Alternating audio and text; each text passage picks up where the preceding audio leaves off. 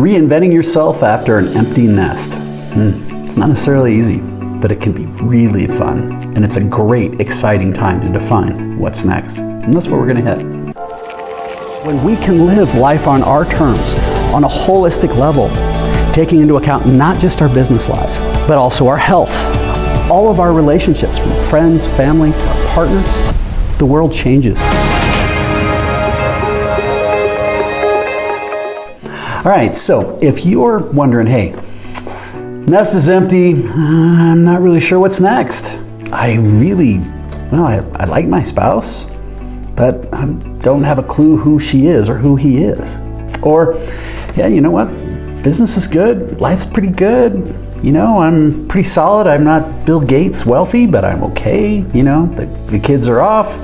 They're not in prison. They're not on the payroll. Maybe they are, but it's not a big deal. It's just like, holy smokes. You're finding yourself in your 40s or 50s and you're like, what the hell am I gonna do for the next 30 years, let alone with a partner?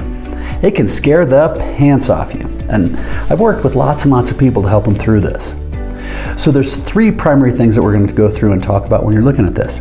But the first is you have to sort of define and assess where you are today so that A, you can have that awareness. Then B, you can really visualize and dream where you want to go tomorrow. And then lastly, how do you build a plan? So with this, it sounds simple, but it is amazing to me how many people have completely forgot how to dream again.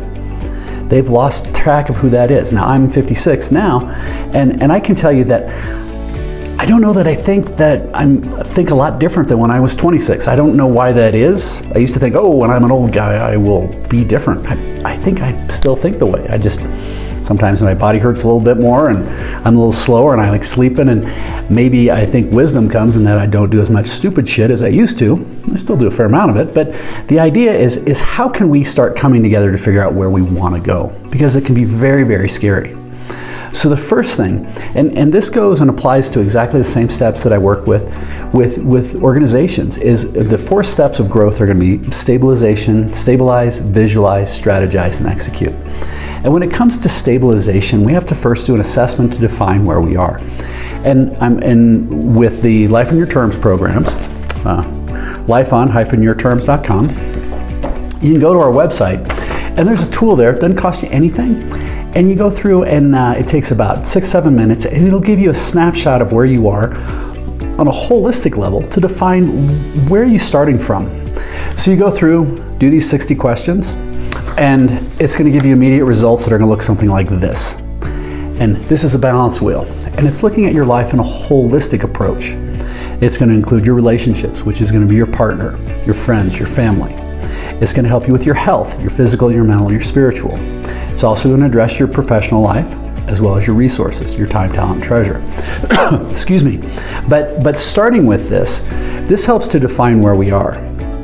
Now, my wife and I do workshops. We live at about 10,000 feet in Colorado, buried in the mountains. It's awesome. But we've had people here at the house doing workshops where I've had like heavy hitters from Wall Street step up, and they're dealing with empty nest, and like, I'm 57 years old and I don't effing know how to dream anymore. Dropping F-bombs. It's because we tend to lose sight of how to dream and how to find those goals and where we want to go in life. So we start losing almost our purpose. We put a lot of purpose into children, helping them getting to that certain point, and then when they're off, there's a big void.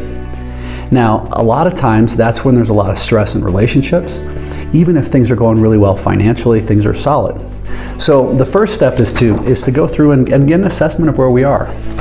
Now, if you're working with a partner, you may go through then and say, hey, using a spirit of curiosity, ask them to do the same thing, and then go through and compare. How do they see things in these areas? Now, if you're a dude, and this is sexist, I'm sorry, but it's fairly accurate, don't be an idiot and try and solve it. Whatever your partner is saying is genuine, it's real. So please just be curious, help me understand. Why is it you feel this way? What does that look like? So that's the first thing, is to make that assessment of where we are.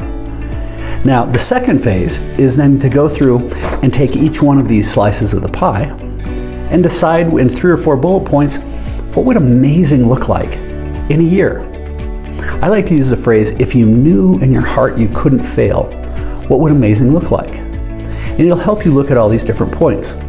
Now, the primary reason I do this is in the past, I used to ask people to visualize what would amazing look like for your life in a year or 5 years. And inevitably, it involves a Maserati or a Porsche, a bigger house, more stuff, but it's all about the financial and the stuff things. I'm not saying that those aren't important, they are, but it's not nearly as important as a lot of the other components. What are your relationships, your family, your friends? So the next step, once you start to define what that looks like, talk with each other, work with each other. Where do we want to go? What does amazing look like for each other? Have that spirit of curiosity. And then, what are 2 or 3 things you can start doing to put intentionality so that you can achieve those things? How can you transition so that you can achieve those dreams? Meaning, okay, so let's say it's not uncommon that people aren't very happy with where they are with their friends. Okay, fair enough. Kids are gone, maybe everything had been related to the kids, and now we're trying to figure out it's empty nest. What do I want to do? We don't have friends. My wife and I, we don't drink, we didn't have children, and we didn't watch sports. And we're growing up in Nebraska, that's pretty much a sin across the board. So, and we'd get upset that nobody was inviting us out. We weren't getting invited to parties. Well, but then we had the realization, it's like, how many times are we inviting people out? How much are we being proactive?